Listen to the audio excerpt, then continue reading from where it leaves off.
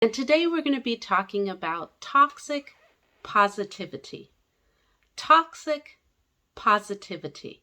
Now, I know you're not used to hearing those two words linked together because normally when someone says someone is toxic, they normally mean that they're negative and complain all the time and are difficult to be around. But positivity, relentless positivity that is not tied to the situation, is not sensitive to the other person, is also toxic. And that is what we're going to be talking about today. And I think it's a very timely topic because somehow we in the church have really gotten the message of speaking God's word and speaking in faith twisted. We really have it twisted because of instead of it being something that we do to stay consistent with God and to walk in God's word, we've gotten the idea that we're supposed to just speak faith on top of all the bad stuff that's happening and going on with us and as denial. So in other words, our faith talk has become the rug that we sweep everything under. That's not what the Bible's talking about. When the Bible's talking about speaking God's word, the Bible's not saying be in total denial and then use God's word to cover up your denial. No, that's not what the Bible is talking about. And so today we're going to try to get that thing balanced and see what God is really trying to tell us about dealing with our emotions, our negative emotions, and not in a way that becomes toxic positivity. Now, the Bible verse we're going to be using for this is found in Romans 12, verse 15. And it's a very short, simple verse, but it sums it up in a nutshell. It says this: rejoice with those who rejoice. Mourn with those who mourn. Rejoice with those who rejoice, and mourn with those who mourn. Simply put, it's saying, look, if someone's happy, excited about something, don't be Debbie Downer. Don't be that person who's always got to tell you everything that's going to go wrong, who's going to tell you all the negative possibilities. Don't be that person. If someone is rejoicing, rejoice with them. And it's likewise when someone is mourning, mourn with them. Don't be that person who, when someone is going through, they don't even feel safe in your presence telling you what they're feeling because they know they're going to get hit over the head with some Bible verse, or you're going to tell them, don't say that, don't say that. No. They don't feel like they're going to be heard. Don't be that person. It's saying, be the person that when someone is mourning, and here in the Greek, the word mourning, it means not only mourning as we think of it, someone who's in grief, who has lost someone important to them, but it also means anyone in pain, anyone who is weeping with pain, anyone who is going through, whether that be emotional or physical pain, someone who is suffering.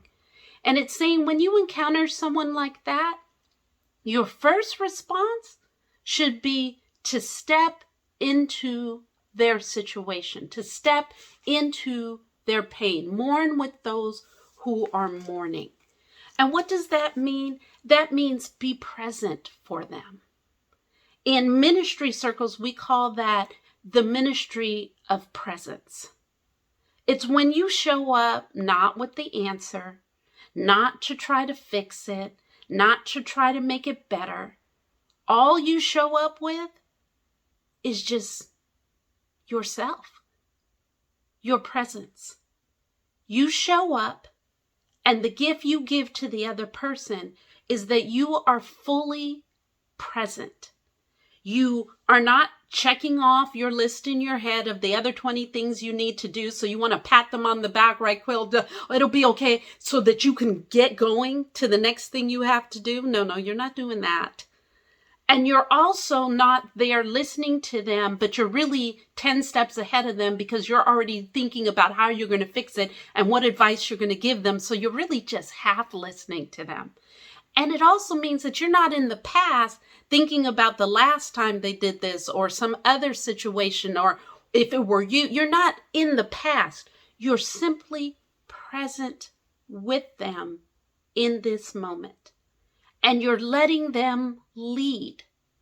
If they want to talk about it, you're letting them talk about it. If they want to problem solve, you're helping them problem solve. If they just want to sit quiet and just have another body there so they don't feel so alone, then you sit quiet. You let them lead. You mourn with them who are in mourning. You are present with them how they need you to be present. I know that sounds so simple, but that is so hard for us. That is so hard for us. And anyone who has ever been through will tell you how hard that is for people to do.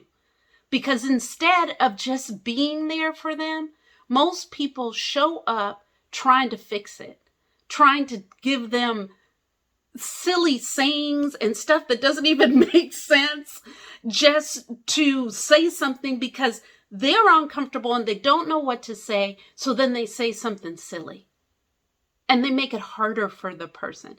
And let me tell you, that's not unusual. I remember once I took a grief and mourning class in seminary. And now, mind you, this is a seminary. So everyone sitting in those chairs are people who are studying to be involved in ministry in some way or another. So these are not people running from the church. These are the people who are the church. They're the people who run the church.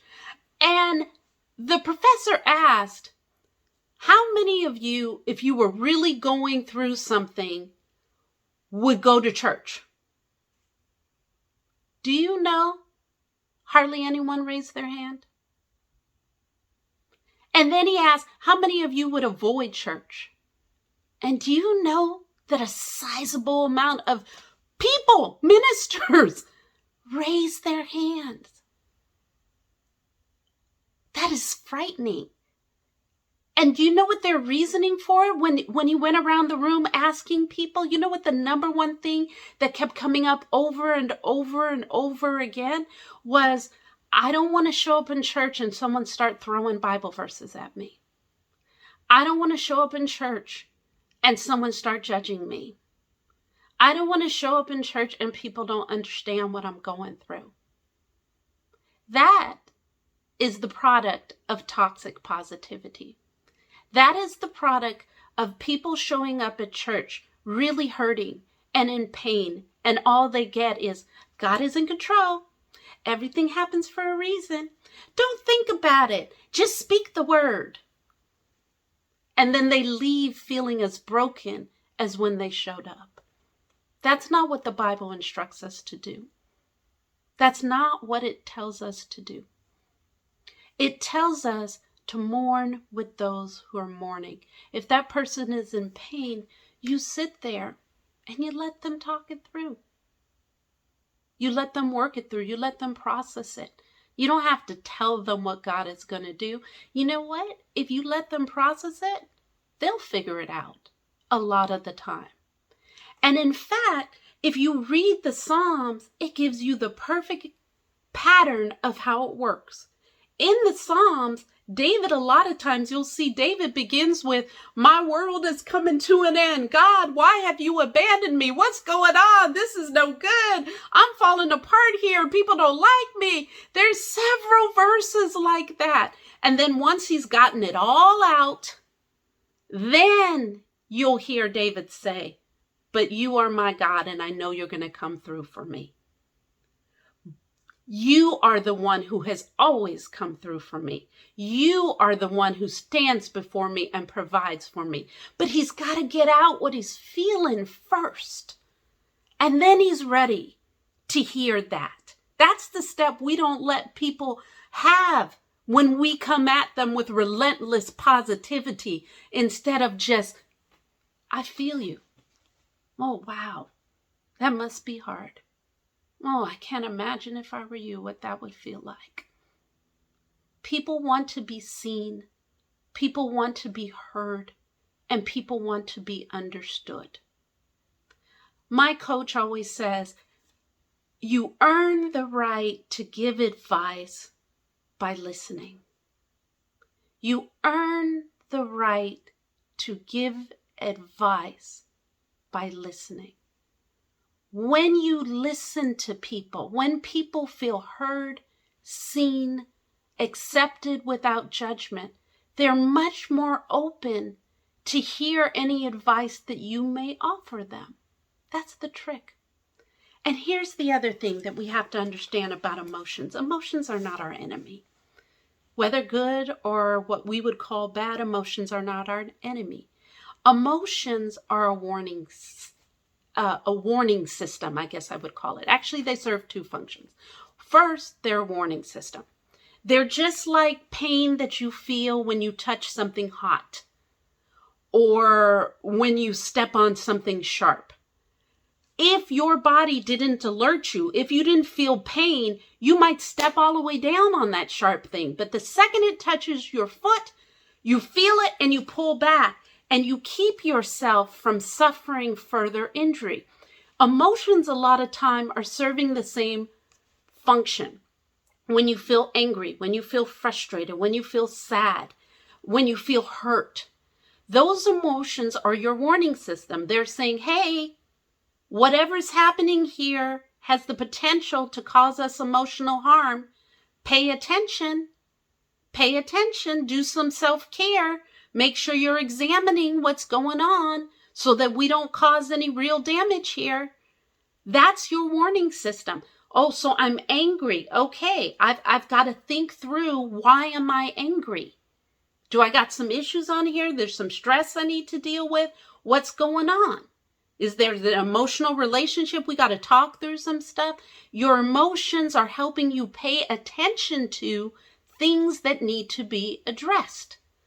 Same way, second function of emotions is that they actually help you release out of your body the chemicals that build up in your body in response to negative emotions. So for instance, when you're feeling stress, that fight or flight reaction, your body goes through a lot of chemical processes, right? Processes, I think it is.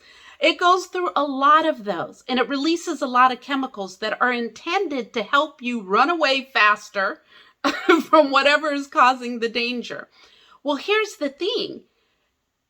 It doesn't always have to be a physical threat. It can be an emotional threat. It can be stress that's causing that chemical reaction in your body. If you hold those emotions in and don't express them, there's no escape for them, right? And that's a problem. They've done studies where they did one where they had people watch this really disturbing film, medical procedure on a film. And they told one group to express their emotions, and they told the other group to act like they weren't watching anything, act like nothing was happening. Guess what? The people who were expressing, who were looking surprised, looking scared, crying, doing whatever they want, their bodies and their heart rates stayed relatively calm. But the people who buried it all inside, guess what happened to them? Not so much. Not so much.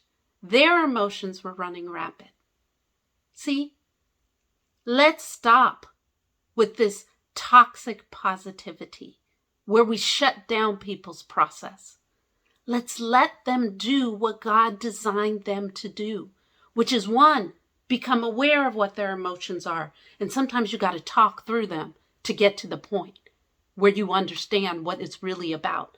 And then two, let's allow them an opportunity to release those emotions out so then they can receive the encouragement of the Lord.